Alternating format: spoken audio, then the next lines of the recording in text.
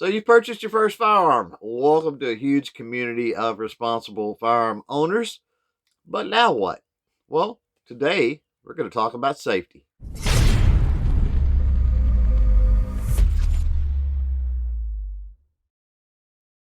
Welcome to the channel. Now, before we jump in and start talking about safety, just a quick message to all the new firearm owners out there. If you have comments, questions, concerns, that sort of thing, hit me up. Contact me through email. You can find that here on the channel. Contact me through social media or simply use the comments below. If I can't answer your questions or address your concerns, if I don't have the knowledge, I will seek out, I'll find somebody that can address those things for you.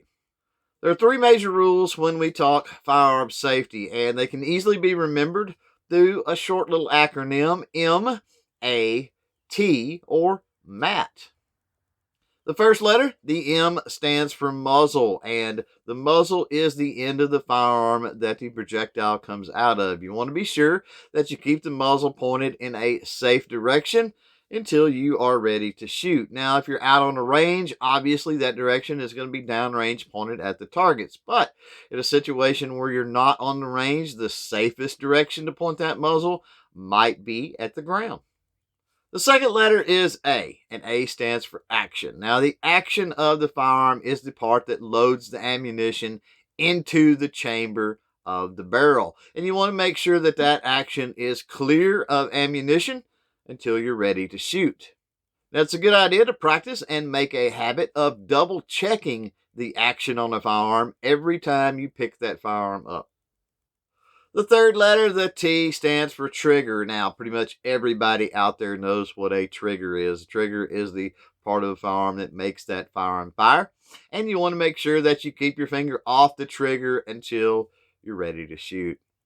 With awareness and practice, it will actually become second nature. You'll pick up any firearm, you'll automatically extend that index finger to keep your finger as far away from the trigger as possible. And I find if you're dealing with kids and stuff like that, the first thing they want to do, obviously, is run that finger into the trigger guard. So a little saying that I like to use with them that's kind of funny and it gets their attention and they remember it is, keep your booger hook off the bang switch. The beauty of these three rules is that following any one of them will drastically decrease the chances of you having an accident. However, if you're following all three, your chances of having an accident are near absolute zero. You may have noticed a little bit of trend with the three major safety rules there in that they don't necessarily apply once you're ready to shoot. So what about safety rules when we're dealing with a defensive firearm? Obviously, doesn't do much good to have a defensive firearm that isn't loaded, right? With a defensive firearm, you should still practice proper safety with muzzle direction and trigger discipline. However, loading the firearm is acceptable if certain things are considered. Depending on what firearm you own, you may be able to load ammunition into the firearm without actually loading a round into the chamber. Now, many will argue that this is not optimal for a self-defense firearm because in the event you had to use said firearm, you would have to rack the slide of the pistol or pump the pump on the shotgun in order to get that first round into the chamber and make it ready to fire. That said, if you feel safer and more comfortable using this method, then more power to you. It's still better than having nothing at all. Assuming that you are comfortable having a firearm that is loaded and ready to go, remember that firearms contain multiple types of safeties. Now, you have passive safeties, which are a safety that's integrated into the design of the firearm that requires no manual manipulation on your part in order for it to work. Other safeties are going to be manual safeties. It's going to be a lever or a switch or something, and maybe a button that you have to push in order to allow that firearm to fire. Bottom line here is knowing your equipment, knowing what safeties are available on your equipment, and your owner's manual is a great resource to find that information. Finally, today, let's talk a little bit about safe storage. Now, this topic and the decisions you make as far as safe storage of your firearm is going to be completely specific to your situation. It's going to depend on the size of your household, the age of the people in your household, how many guests you have over on a regular basis, what type of a neighborhood you live in, and so on and so forth. Someone who is single and lives alone out in maybe the mountains or the deep woods or whatever is not going to have the same type of firearm storage needs as, say, someone that has a large family with toddlers in the home or teenagers constantly coming in and out of the house. So take a little time and think about your specific situations and then make a decision on, say, firearm storage according to those needs. Keep in mind also that some cities and states do have regulations when it comes to safe firearm storage. For those that want their defensive firearm as readily available as possible, a biometric or a quick access safe on a nightstand or maybe in the drawer of a nightstand is an amazing option. These will allow you to store your loaded firearm safely and securely, but be able to access that firearm in a matter of seconds. Sadly, this doesn't work out so well for those that choose to use a long gun for their self-defense needs. Locking cabinets are fairly reasonably priced and work pretty darn well as a means of safe firearm storage. However, they do come with a couple of drawbacks. First is the obvious. They're not going to be as quick of an access as, say, a little lockbox on a nightstand. You're going to have to get up, you're going to have to go to that cabinet, unlock it, and retrieve your defensive firearm. So for you, that might not be optimal. Second drawback is locking cabinets are not going to be fireproof. Now, full-blown safe is going to be fireproof, and you can catch some very nice firearm safes on sale from time to time, but they're still typically a lot more expensive than just a locking cabinet, but comes with the same drawback as a locking cabinet in that retrieval of your defensive firearm, it's really going to slow that response time down. A cheap and immediate way to secure your firearm is going to be just a simple firearm lock.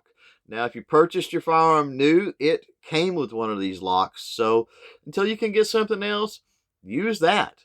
If you purchased your firearm used, then you should be able to go down to your local law enforcement agency and pick up a firearm lock at no cost to you. Much like the locking cabinets in the safe, having a lock on your firearm that you've got to manually take off, that could potentially rob you of precious seconds, precious time that you need in a defensive situation. But again, if you're looking for a cheap, immediate way to secure that firearm, they'll work out fine.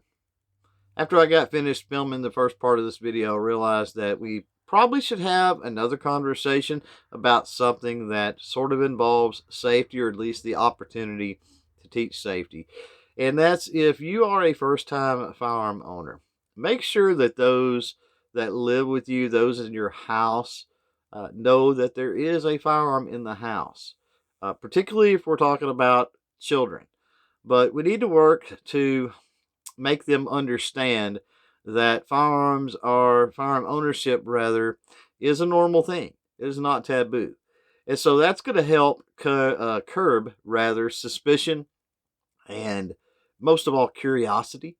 This is a great time also to teach those children about firearm safety, educate them on what a firearm actually is, how it works, remove the stigma, right? That's associated a lot of times with firearms and firearm ownership. And there's a few good books out there that can actually help you with children, and I'm going to recommend a few to you right now. The first is going to be from Julie Golob, and this book is titled Toys, Tools, Guns, and Rules. And I believe that's a pretty good book. I personally bought all of these books that are mentioned and have used them for my grandchildren, of course. The second book is by a good friend, Yehuda Remer, and his book is entitled Safety On, another great book to teach children out there. Julie Golob's book, probably for toddler, preschool age, I would say. Yehuda's book, probably for maybe those just starting school, maybe preteen years, something like that. And then the third book by our good friend Rob Pincus out there is Daddy Has a Gun. And this is going to be another good resource to teach your children all about firearms, firearm safety, and the responsibility of firearm ownership. The uncle of a great superhero once said, with great power comes a great responsibility. And this is certainly true when it comes to firearm ownership. Before you leave, don't forget to give us a thumbs up if you like this video. And if you want to see more content on the channel, click that subscribe button and the bell notification as well. Thanks for hanging out. Thanks for watching. Till next time, don't forget to chain fire freedom.